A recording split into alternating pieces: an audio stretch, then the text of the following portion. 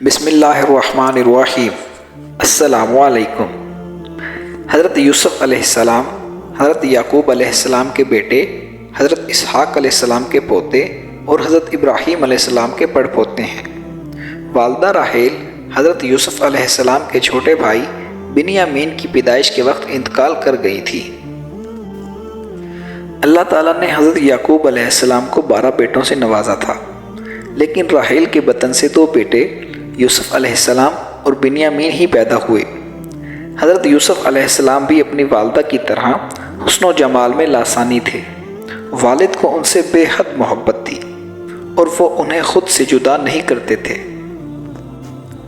روایت میں آتا ہے کہ حضرت یعقوب علیہ السلام کی چہیتی بیوی راحیل نے بھی ان کے لیے خصوصی وصیت کی تھی۔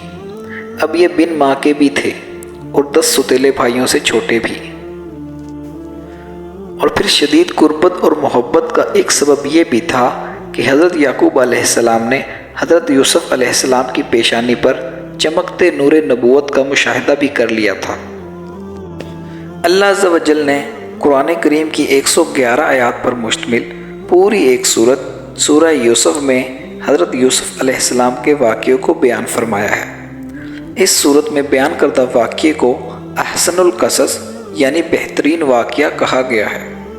دراصل اس سبق آموز واقعے میں حسد و عناد کا انجام، نفیس امارہ کی سوزشیں، عبرتیں، حکمتیں، مواعظ و نحائص، انسانی عوارض، صبر و استقامت اور رضا و تسلیم کے ساتھ ساتھ اللہ تعالیٰ کی عدل و انصاف اور رحم و کرم کو جس دلچسپ اور خوبصورت انداز میں بیان کیا گیا ہے وہ رہتی دنیا تک کی انسانیت کے لیے مشعل راہ ہے۔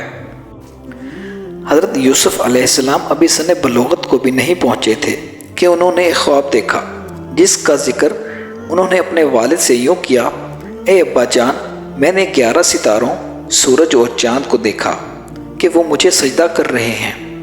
حضرت یعقوب علیہ السلام نے جب بیٹے کا خواب سنا تو سمجھ گئے کہ یہ بڑے ہو کر اللہ تعالیٰ کی جانب سے ایک عظیم منصب پر فائز ہوں گے۔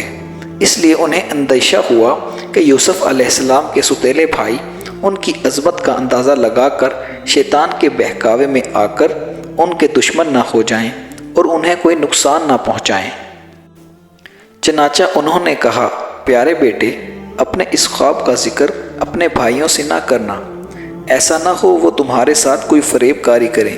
کچھ نہیں کہ شیطان انسان کا کھلا دشمن ہے۔ حضرت یوسف علیہ السلام کے بھائی حضرت یوسف علیہ السلام سے بہت حسد کرتے تھے، چنانچہ انہوں نے حضرت یوسف کو حضرت یعقوب علیہ السلام سے جدا کرنے کا منصوبہ بنایا۔ انہوں نے آپس میں کہا کہ یوسف کو یا تو جان سے مار ڈالو یا کسی ملک میں پھینک آؤ، پھر ابا کی توجہ تمہاری طرف ہو جائے گی اور اس کے بعد تم اچھی حالت میں ہو جاؤ گے۔ ان میں سے ایک نے کہا کہ یوسف کو قتل نہ کرو بلکہ کسی اندھے کنویں میں ڈال آؤ۔ مفسرین لکھتے ہیں کہ کنویں میں ڈالنے کی تجویز بڑے ستیلے بھائی یہودا نے دی تھی۔ اگلے دن 10 بھائی والد کی خدمت میں حاضر ہوئے اور کہا: اے ابا جان، آخر آپ یوسف کے بارے میں ہم پر اعتماد کیوں نہیں کرتے؟ ہم تو ان کے خیر خواہ ہیں، کل آپ اسے ہمارے ساتھ ضرور بھیج دیجئے، ہم خوب کھائیں پیئیں گے اور کھیلیں گے، اس کی حفاظت کے ہم ذمہ دار ہیں۔ یعقوب علیہ السلام نے کہا: یہ امر مجھے غمناک کیے دیتا ہے کہ تم اسے لے جاؤ، اور یہ بھی خوف ہے کہ تم کھیل کود میں مصروف ہو جاؤ اور اس سے غافل ہو جاؤ اور اسے بھیڑیا کھا جائے۔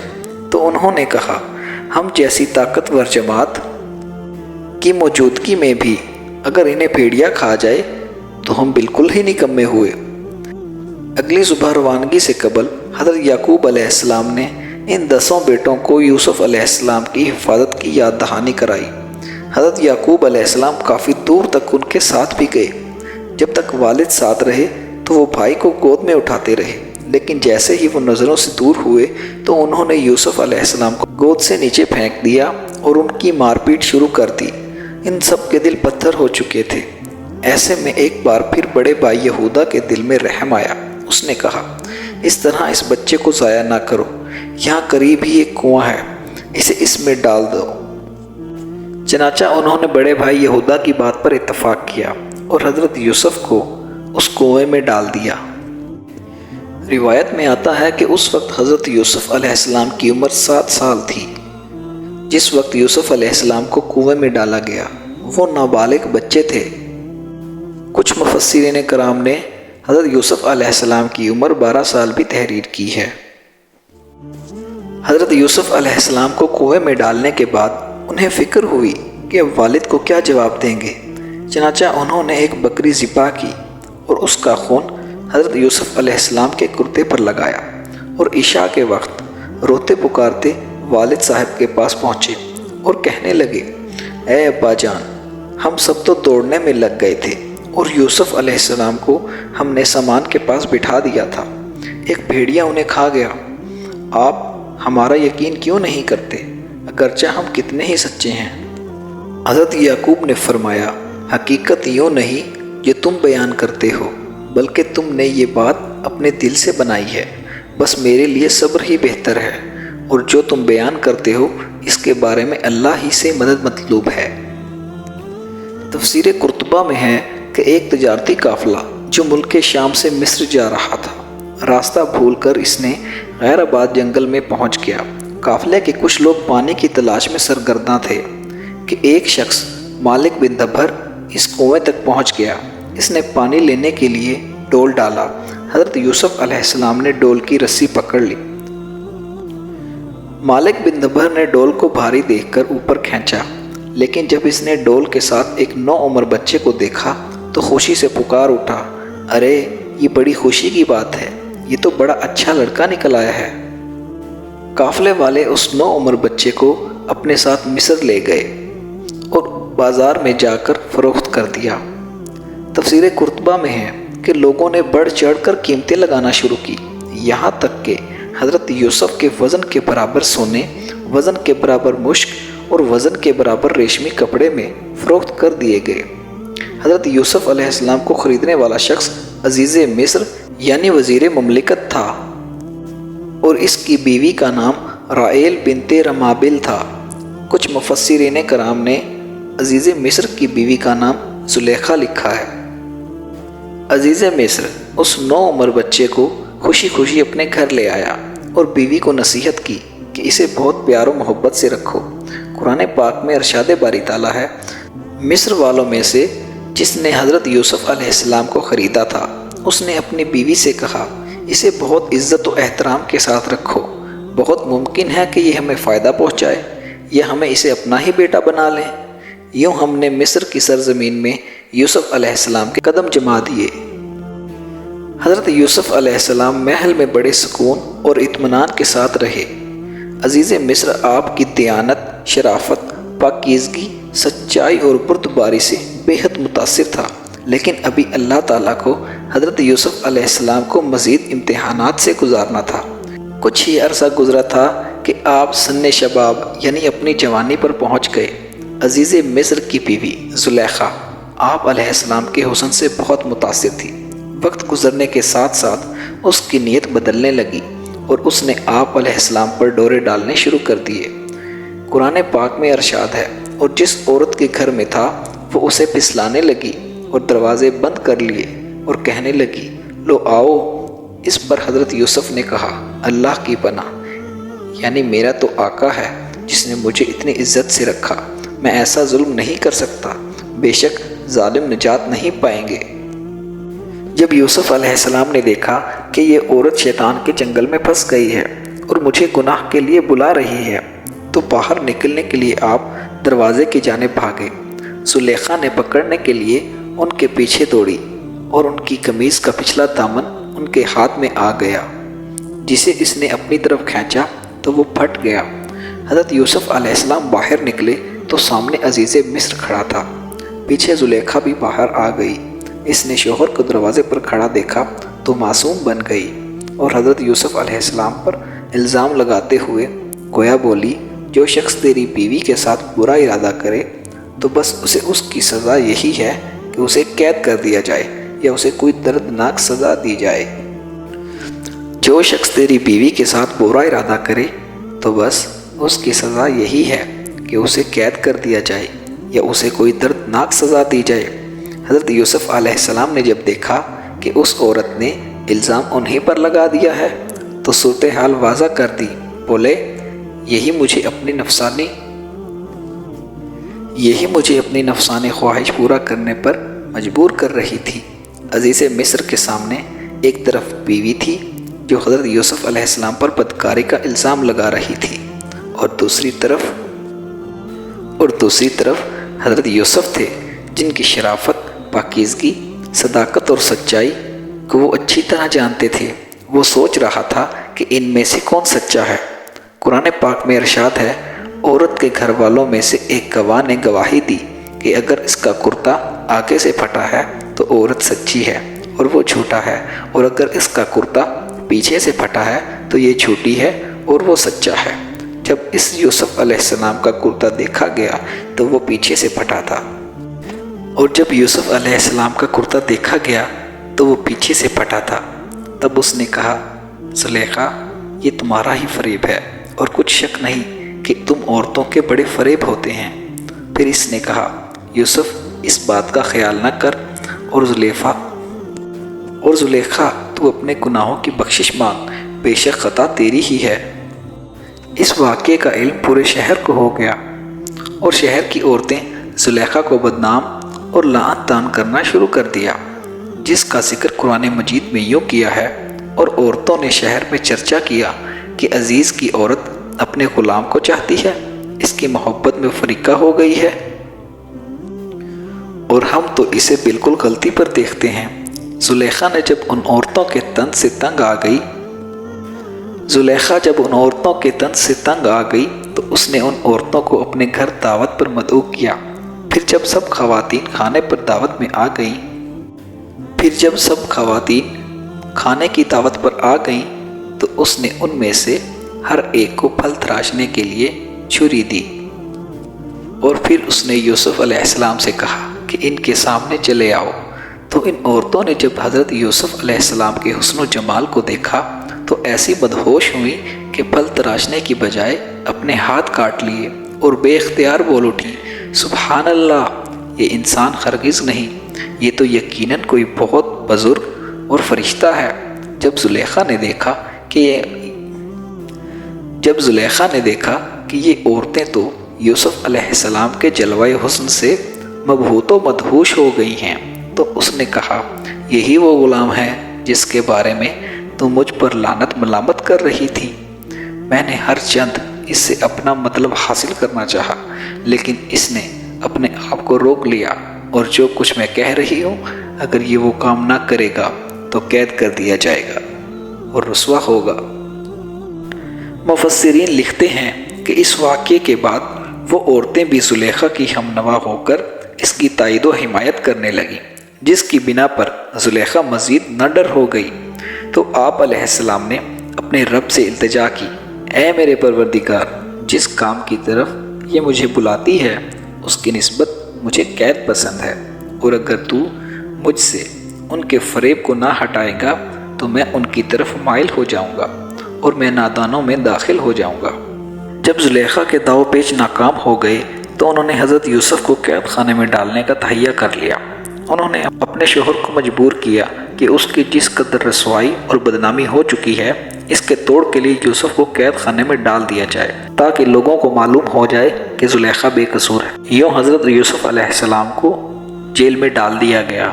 محل کے دو خاص آدمی بادشاہ کو زہر دینے کے الزام میں گرفتار ہوئے، جن میں سے ایک ساقی یعنی بادشاہ کو شراب پلانے والا اور دوسرا باورچی تھا۔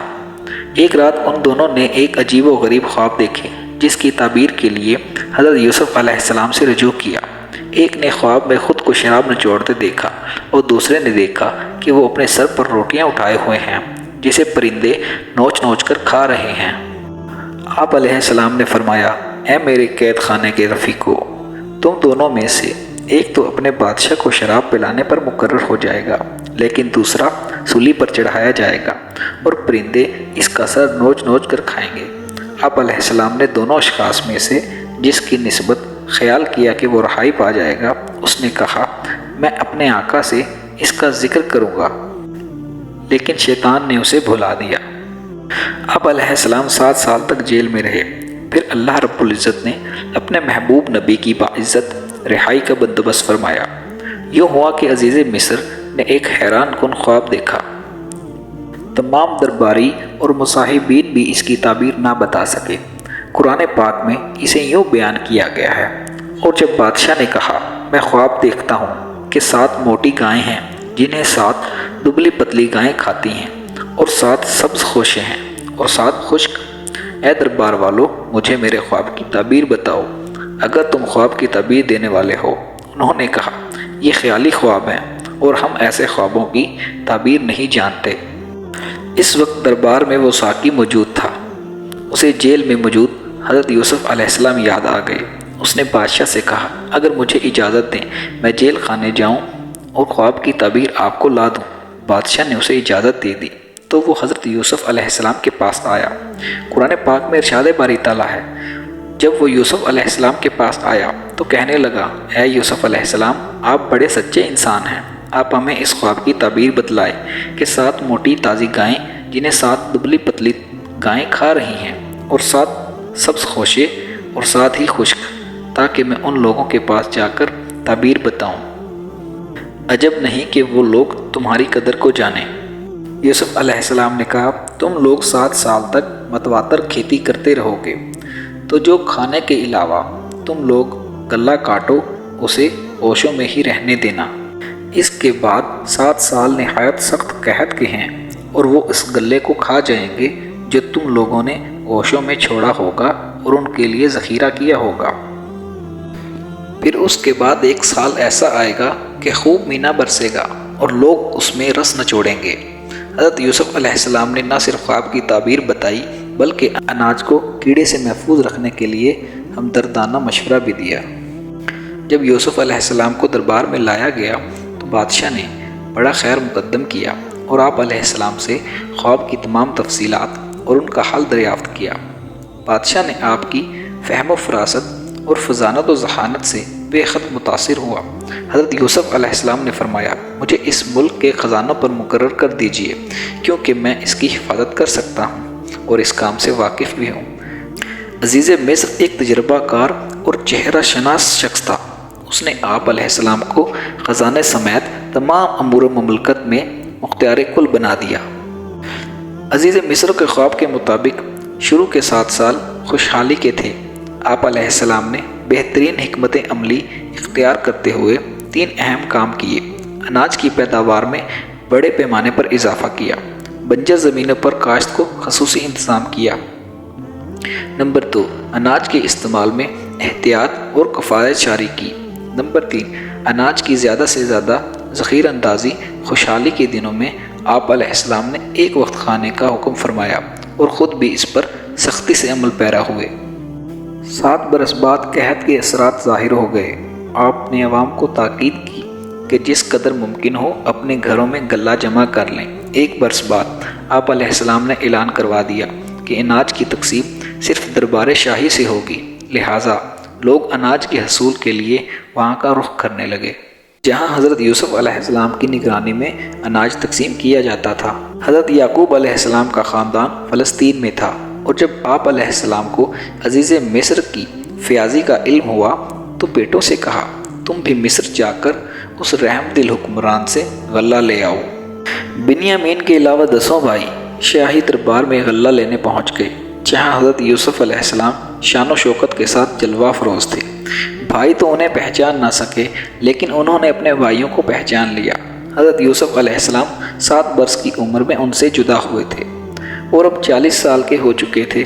آپ علیہ السلام مزید اطمینانی کے لیے ان سے سوالات کیے۔ ان سے سوالات کرنے کا مقصد یہ تھا کہ وہ اپنے خاندان کے بارے میں حالات جان سکیں۔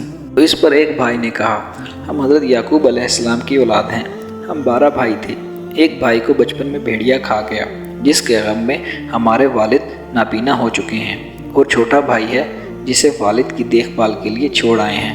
حضرت یوسف علیہ السلام نے انہیں شاہی مہمان خانے میں رکھا، جاتے ہوئے پورا اناج دیا اور کہا، آئندہ اپنے چھوٹے بھائی کو بھی ساتھ لانا، اگر تم اسے ساتھ نہیں لے کر آئے تو غلہ نہیں ملے گا۔ وہ لوگ خوشی خوشی اناج لے کر کنعان واپس آئے تو والد صاحب کو عزیز مصر کے حسن سلوک، فیاضی اور رحم دلی کے واقعات سنائے۔ اور ساتھ یہ بھی کہا کہ انہوں نے حکم دیا ہے اگر آئندہ ساتھ اپنے چھوٹے بھائی کو نہ لے کر آئے تو اناج نہیں ملے گا، لہٰذا بھائی کو ہمارے ساتھ بھیج دیجیے تاکہ ہم پھر غلہ لائیں اور ان کی نگہبانی کریں۔ اناج ختم ہونے لگا تو انہوں نے دوبارہ مصر جانے کا قصد کیا اور بنیامین کو ساتھ لیا۔ پھر وہ لوگ اناج لینے کی غرض سے مصر پہنچے اور حضرت یوسف علیہ السلام کے پاس آئے۔ حضرت یوسف علیہ السلام نے انہیں الگ کمروں میں رکھا اور پھر خلوت میں اپنے بھائی بنیامین کو بتایا کہ میں یوسف ہوں، تمہارا بھائی۔ پھر حضرت یوسف علیہ السلام نے بنیامین سمیت سب بھائیوں کا اناج ان کے اونٹوں پر لدوا دیا اور وہ خوشی خوشی روانہ ہو گئے۔ قرآن پاک میں ارشاد ہے، پھر جب انہیں ان کا سامان ٹھیک ٹھیک کر کے دیا تو اپنے بھائی کے سامان میں پانی پینے کا پیالہ رکھ دیا۔ پھر ایک آواز دینے والے نے پکار کر کہا، اے قافلے والو، تم لوگ تو چور ہو۔ وہ ان کی طرف متوجہ ہو کر کہنے لگے، تمہاری کیا چیز چوری ہوئی ہے؟ وہ بولا، بادشاہ کا پیالہ کھویا ہے، اور جو شخص اس کو لے کر آئے گا اس کے لیے ایک اونٹ کا بوجھ کا غلہ انعام ملے گا، اور میں اس کا ضامن ہوں۔ وہ کہنے لگے، اللہ کی قسم، تم کو معلوم ہے کہ ہم اس ملک میں اس لیے نہیں آئے کہ یہاں خرابی پیدا کریں، اور نہ ہم چور ہیں۔ انہوں نے کہا، اچھا، اگر تمہارے سامان میں وہ پیالہ مل گیا تو پھر اس کی کیا سزا ہوگی؟ تو بھائیوں نے جواب دیا، یعقوب علیہ السلام کی شریعت میں اس کی سزا یہی ہے کہ چور کو اس شخص کے سپرد کر دیا جاتا ہے۔ سب کو معاذ سامان حضرت یوسف علیہ السلام کی خدمت میں پیش کیا گیا۔ وہاں سب بھائیوں کے سامان کی تلاشی ہوئی اور آخر میں بنیامین کے سامان کی تلاشی کے دوران وہ پیالہ ان کے سامنے سے برآمد ہو گیا۔ جرم ثابت ہونے پر بنیامین کو جانے کی اجازت نہیں ملی۔ یہ صورتحال ان بھائیوں کے لیے نہایت حیران اور پریشان کن تھی۔ انہوں نے کہا، اگر اس نے چوری کی تو کوئی تعجب کی بات نہیں، اس کا بھائی بھی پہلے چوری کر چکا ہے۔ تو یوسف علیہ السلام نے بنیامین کو جانے کی اجازت نہیں دی۔ بھائیوں کو فکر تھی کہ والد کو کیا جواب دیں گے۔ انہوں نے حضرت یوسف سے درخواست کی، بنیامین کے والد بہت بوڑھے ہیں، اس کی جگہ آپ ہم میں سے کسی کو روک لیں۔ حضرت یوسف نے فرمایا، یہ ممکن نہیں، جس کے سامان سے مال برآمد ہوا ہے وہی سزا کا مستحق ہے۔ بڑے بھائی مایوس ہوئے اور آپس میں بیٹھ کر مشورہ کرنے لگے۔ سب سے بڑے بھائی نے کہا، کیا تمہیں یاد نہیں کہ اپنے والد نے بنیامین کو لانے کا پختہ عہد کیا تھا؟ ہم سب اس سے پہلے یوسف کے معاملے میں بھی کوتاہی کر چکے ہیں، تو جب تک والد صاحب مجھے حکم نہ دیں میں تو اس جگہ سے نہیں ہلوں گا۔ یہ سب سے بڑا بھائی یہودا تھا۔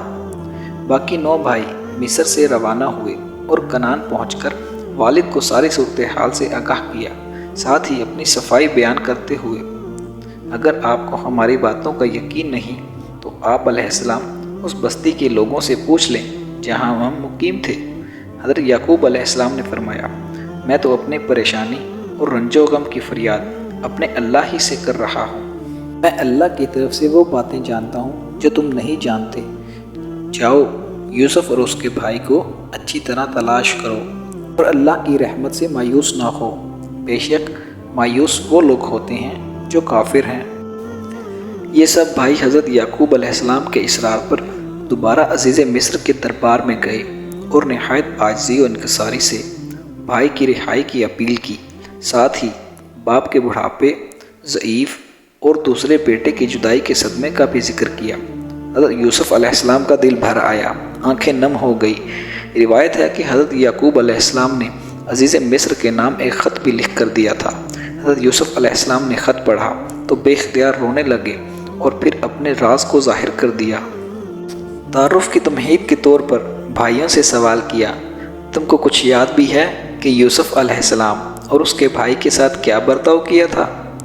بھائیوں نے جب عزیز مصر کی زبان سے اپنے بھائی یوسف کا تذکرہ سنا تو حیران رہ گئے اور گھبرا کر بولے، کیا سچ مچ تم ہی یوسف ہو؟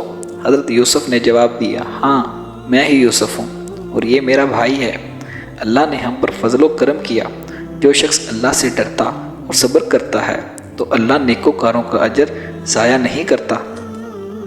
بھائیوں نے جب حضرت یوسف علیہ السلام کی یہ شان دیکھی تو اپنی غلطیوں اور کوتاہیوں کا اعتراف کر لیا۔ آپ نے بھی پیغمبرانہ عفو و درگزر سے کام لیتے ہوئے انہیں معاف کر دیا۔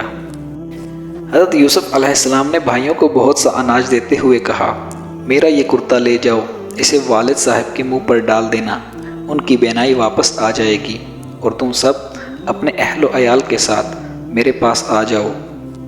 تو انہوں نے کینان واپس پہنچ کر وہ کرتا حضرت یعقوب علیہ السلام کی آنکھوں پر ڈالا تو حضرت یعقوب علیہ السلام کی بینائی واپس آ گئی۔